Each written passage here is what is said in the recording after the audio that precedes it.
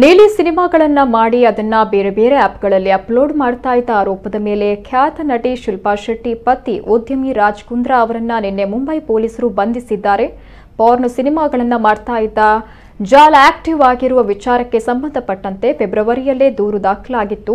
ರಾಜ್ ಕುಂದ್ರಾ ಈ ಪ್ರಕರಣದ ಪ್ರಮುಖ ರೂವಾರಿ.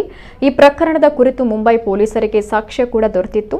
ಇನ್ನು ಫೆಬ್ರವರಿ 2021ರಂದು ಕ್ರೈಮ್ ಬ್ರಾಂಚ್ನಲ್ಲಿ ಪ್ರಕರಣ ದಾಖಲಾಗಿತ್ತು. ನೀಲಿ ಸಿನಿಮಾಗಳನ್ನ ಚಿತ್ರೀಕರಣ ಮಾಡಿ ಕೆಲ ಆಪ್ಗಳ ಮೂಲಕ ಅದನ್ನ ಅಪ್ಲೋಡ್ ಮಾಡಲಾಗ್ತಾ ಇದೆ ಎನ್ನುವ ಮಾಹಿತಿ ಸಿಕ್ಕಿತ್ತು. ನಿನ್ನೆ ರಾಜ್ ಕುಂದ್ರಾ ಅವರನ್ನ ಈ ಮೂಲಕವಾಗಿ ಬಂಧಿಸಲಾಗಿದೆ. ಇಡೀ ಪ್ರಕರಣದ ರೂವಾರಿ ಅವರೇ ಆಗಿದ್ದಾರೆ. ತನಿಖೆ ಪ್ರಗತಿಯಲ್ಲಿದೆ.